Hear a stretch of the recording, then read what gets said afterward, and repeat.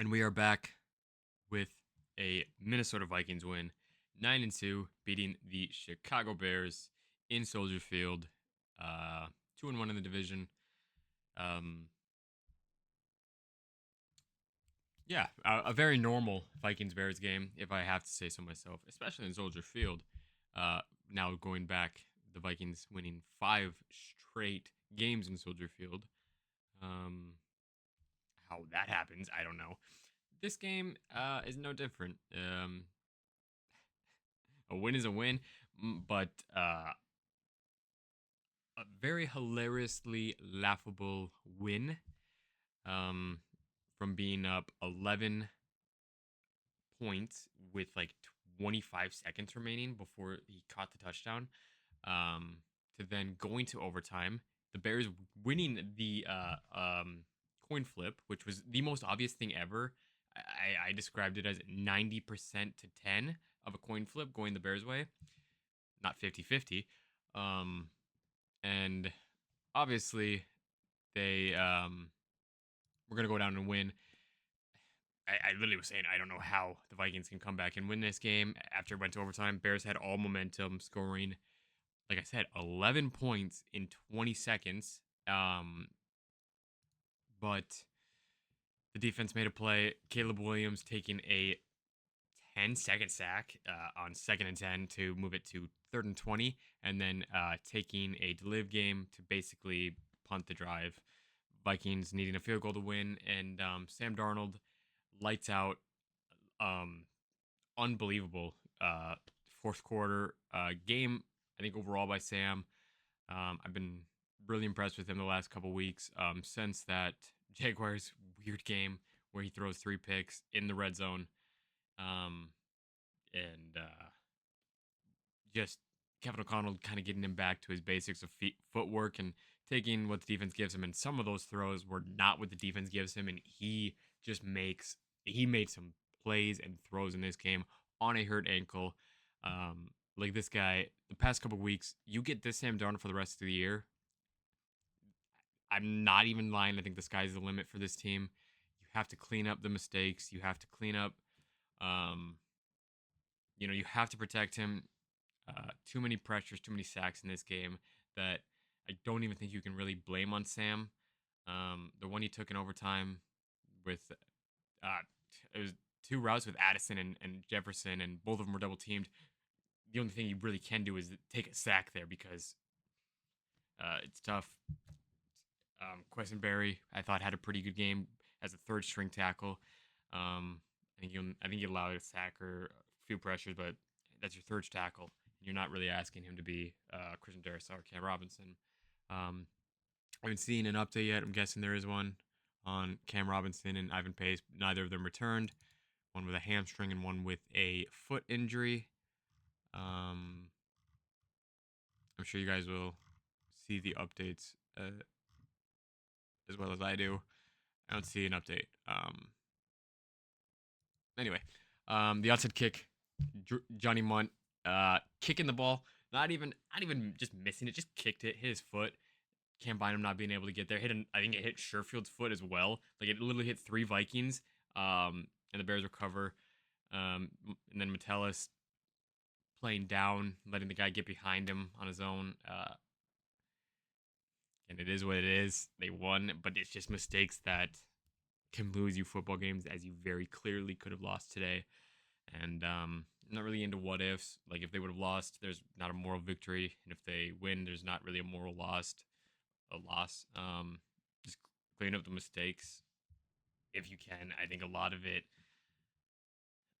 is fixable. I mean, I don't enjoy Kevin O'Connell going empty on 4th and 1 up 14.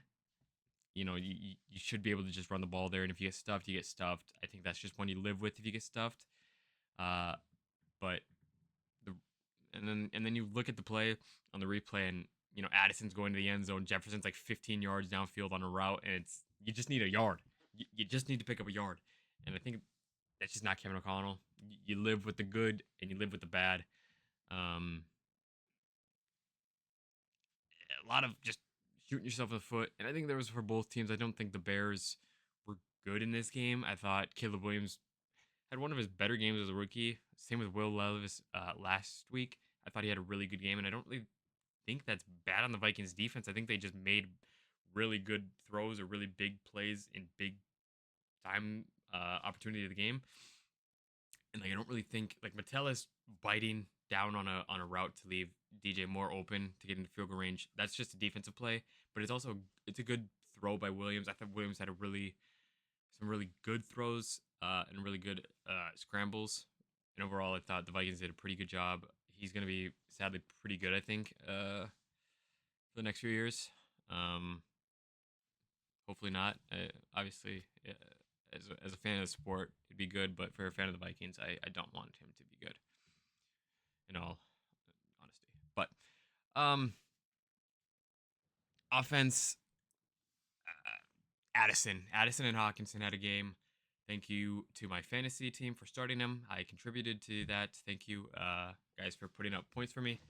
But Addison had a game that you have been missing, I think, all year from your number two, and not Jordan Addison's fault at all. I don't think it's his fault for not producing these games more often. I think it's just Darnold going with his first read, and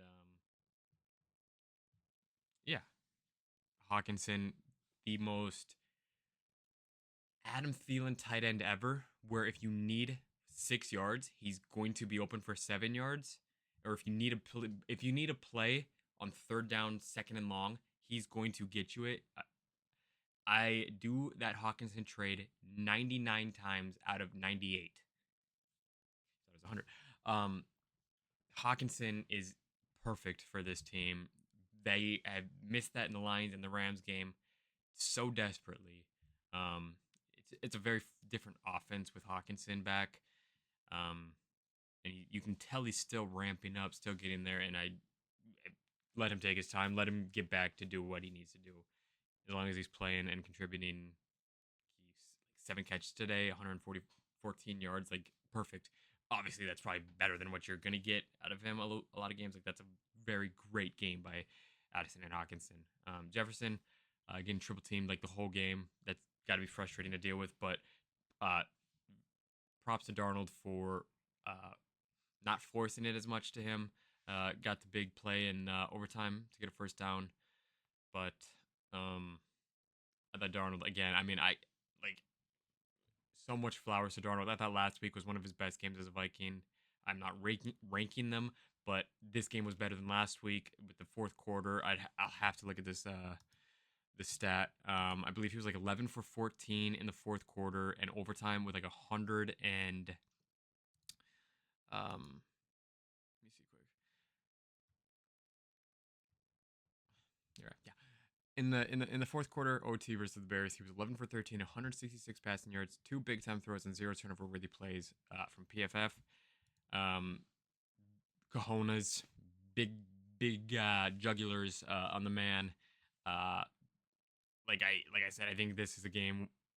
Uh, you don't want it to be that close, but it is good that you saw this from Sam Darnold. You saw it a couple times in this game. Like you need drives to go put the game away. The field goal to go up 11. That should have been the game. I mean, there will be games like that the rest of the year where the Vikings go for the field goal because that is what you do. You play the time. You play the point. Like you just. It's more on the special teams than the defense after that. At that point, it's not really a Kevin O'Connell decision. You don't go for it on 4th and 1. That you kick the field goal to go up 11 and hope your defense doesn't collapse like they did. Hope your special teams doesn't kick a ball on an onside kick recovery. But again, it's a win, and it's a division game at Soldier Field. Like this is exactly how I pictured it. Was the most wonky, wacky, goofy, extraordinary turn of events game ever because it is a 4-6 Bears team against an 8-2 Vikings team in Soldier Field. It's just what it happens, man. That's just how it was always going to happen. And a win is a win. Now on to Arizona at home. We'll have to see how Ivan Pace and Cam Robinson do, and Josh Oliver, who did not play in this game and was noticeable. Thought they ran the ball pretty well, other than Aaron Jones fumbling at the 1 yard line. It's very unfortunate that happens 2 times in 1 year to fumble at the 1 yard line. but thought they ran the ball pretty well with Cam and Aaron Jones. So I'm going to be more happy with a win than I am going to nitpick and say we didn't deserve to win or whatever. It's a division game on the road, and this is a 9-2 football team, and I'm happy every single time they win because I thought they would win 4 to 6 games this year. Pretty low bar I had for this team, and they have exceeded it and keep exceeding it every week. 4-game win streak after the tough one in LA, which your season could have spiraled at the point. You lose a tough one to the Lions, and then you go on the road on a short week and lose to the Rams. Like, your season can spiral. You lose your left tackle. You trade for one that week. You trade for one like the next, I guess, a few days later because they play on Thursday. But you trade for a left tackle a few days later, and you rebound on a Sunday night football game against the Colts, Jaguars, Titans. Now a divisional game. Like, those are 4 massive wins in a row, and games they needed to win and games they did win. I don't care about the score. The way you play against the Titans does not impact the way you play against the Cardinals this week, or it doesn't matter. Every single game is different. Every single week is different. Every single team is different, and the way they play in this Bears game hopefully does not carry over to the way they play in that Cardinals game, which is a big one. Cardinals have been playing very well lately, and days at noon, thankfully. I don't want to watch a Monday night game. I'm going to have to watch that against Caleb Williams and US Bank. The way that game went could be wonky, but week by week, 9-2. Nobody else in the division seems to lose. Packers, Lions, invincible, I suppose. On Thursday, need the Bears, need the Dolphins. Make it a good holiday weekend. And Sunday, obviously, But Skull, 9-2. Sam Darnold might be the future. Trade J.J. McCarthy away. No. Enjoy the ride, because, man, this is a roller coaster. And it's not over. It's not over yet, because now it gets to the fun part of clenching the tush every single snap. Like I was in this game, up 11, clenching the tush every single snap, every single play. It wasn't over. John Parker Romo, good job, kid. You did your job. Single-handedly won him like three games in his time here, which is very impressive for a undrafted rookie kicker. I'm back, man. Vikings are back. Sam Darnold's back. Return of the Mac, 9-2. Onto the Cards with the Sunday noon kickoff. Here we go. Skull. Let's go.